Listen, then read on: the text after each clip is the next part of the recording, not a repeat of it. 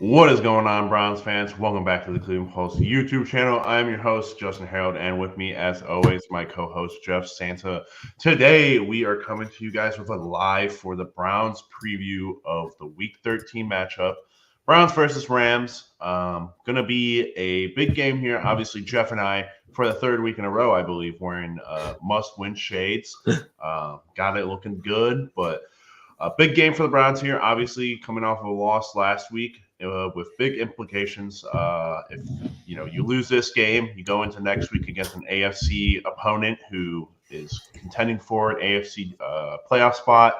But it kind of just speaks to the rest of the morale of this team, I think, with injuries that have happened, injuries that are looming. Miles, obviously, there have been some rumors with him and his shoulder now that there might be more damage to it than previously reported, of course. But just in general, obviously today, starting at quarterback for your Cleveland Browns, the Super Bowl winner, Joe Flacco at quarterback. So since in 2023, just a year ago, we were like, for the Jets, Super Bowl winning quarterback, Joe Flacco beating the Browns in less than 2 minutes of football in the fourth quarter.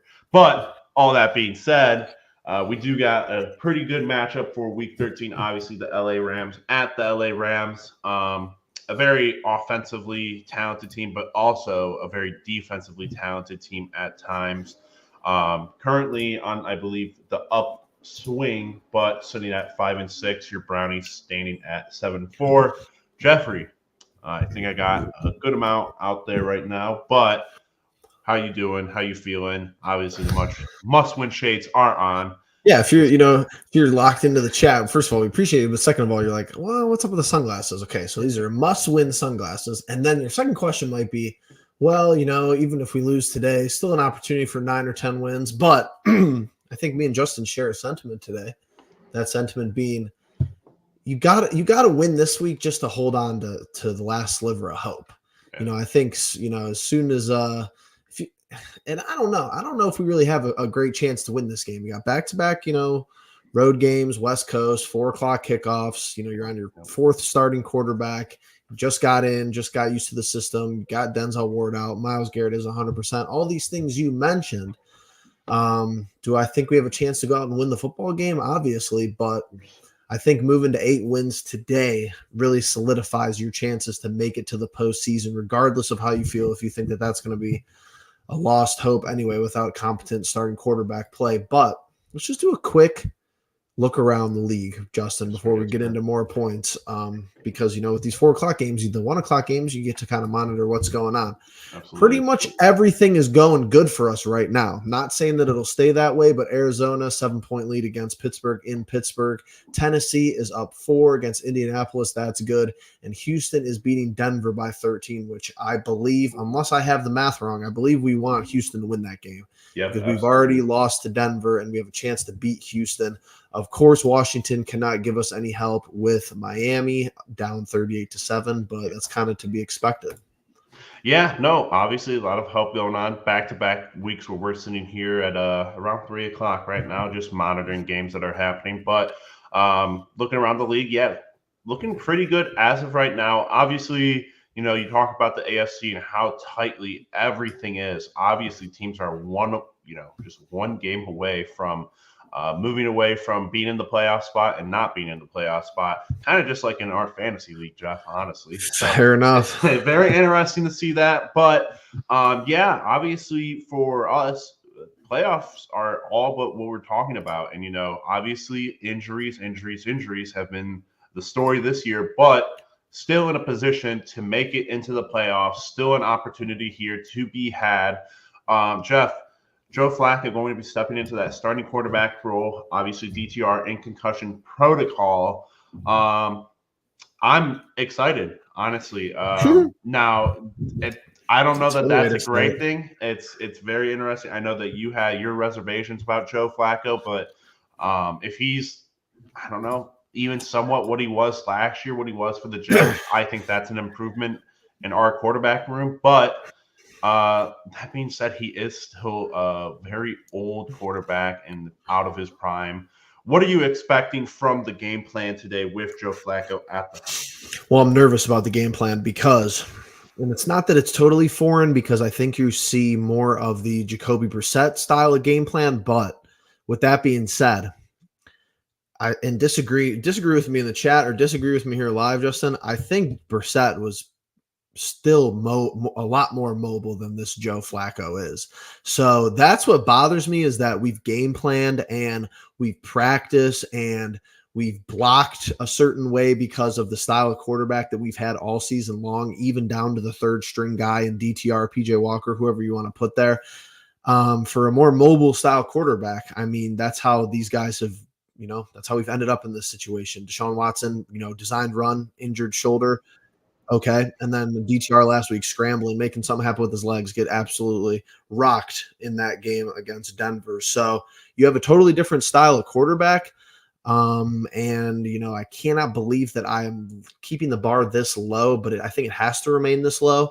And if Joe Flacco starts today and finishes the game, I think that'll be a win in its own right. And that's not like a knock on our offensive line. It's just like, the dude's just immobile, not a young guy. And, that's kind of what we've signed up for. But we're out of options here. Like, it's Flacco and Walker. And who's your emergency quarterback on the roster this week? Harrison Brissett. Or I'll probably just direct snap the ball to Kareem and Jerome Ford, honestly. Mix that in there. So it's going to be, I'm sure it'll be very stress-inducing, rage-inducing. And I hope it not to be. I hope Flacco comes out and has 4 or 5 touchdowns. I'd love it.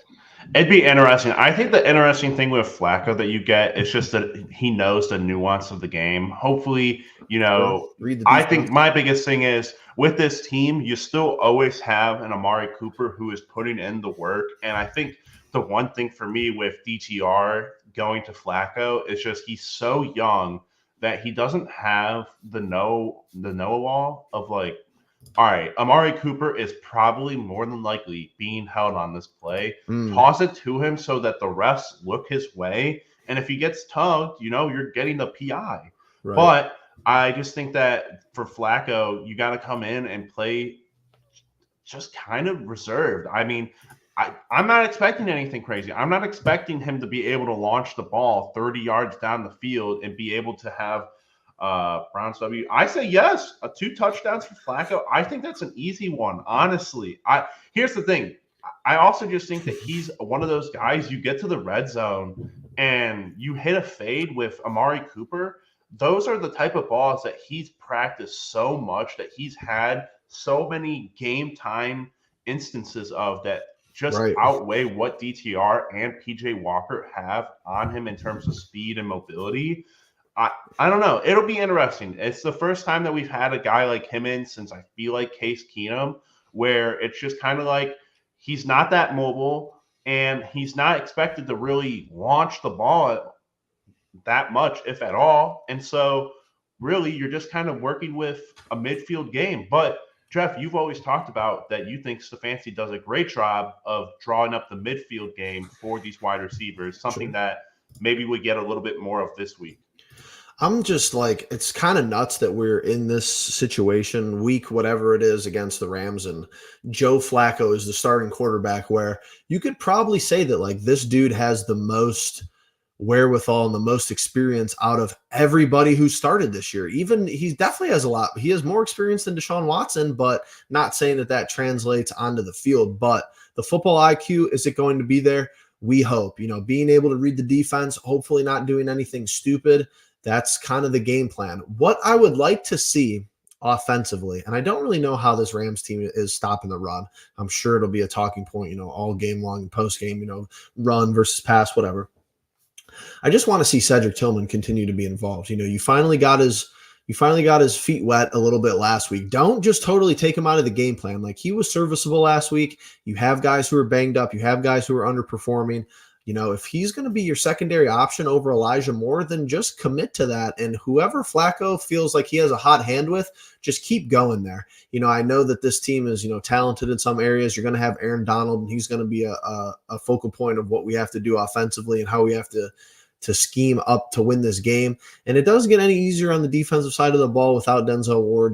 Maybe Cooper Kupp isn't 100%, but they do have Puka Nacua, and just, I think it's a pretty straightforward game flow, like just keep it how we've been playing games. Like even that Denver game last week, sure did it get out of hand eventually, but it still was like a weird 12, 10-point game at some points in the second half of that game. I just don't think that the recipe is going to be get behind. It's going to be score first, lead the whole game, hopefully win. Yeah, Jeff, you're talking about the Rams defense. I got a little bit of status here for you. Allowing 4.2 yards per attempt as of right now, with 113 yards per game, 11 rushing touchdowns as of right now. Not good. However, on the flip side, for their passing defense, they were allowing 217 yards per game as of right now, 11 touchdowns, 5 interceptions, and they have a 25 sacks recorded. So not typically what you would ask of the Rams. I don't think that's usually their normal status. I think a little bit better, more years in the past. But obviously they've been banged up offensively and defensively. You always got to be worried about Aaron Donald, of course. But luckily he plays on the interior and not on the exterior, where our offensive tackles are limited as of right now. But Jeff, let's flip it and talk about our defense. Obviously, Denzel Ward missing another game where you listed off the wide receivers. There's not just Pukanuka, there's also Tutu Atwell and Cooper Kupp, who's come back. Tyler Higbee's a pretty good tight end. This is a very good, I think a very littered team with offensive weapons. It's just a matter of if Matthew Stafford is having a good game or if he's under duress. I think now in his older age, when he's had games where he's under duress and he's feeling the pressure, he's not likely to be, hitting a bunch of different targets or getting a whole lot of yardage. However, making him uncomfortable. How feasible do you think that's going to be? Obviously, no Denzel Ward means Greg Newsome and Emerson will be your outside corners.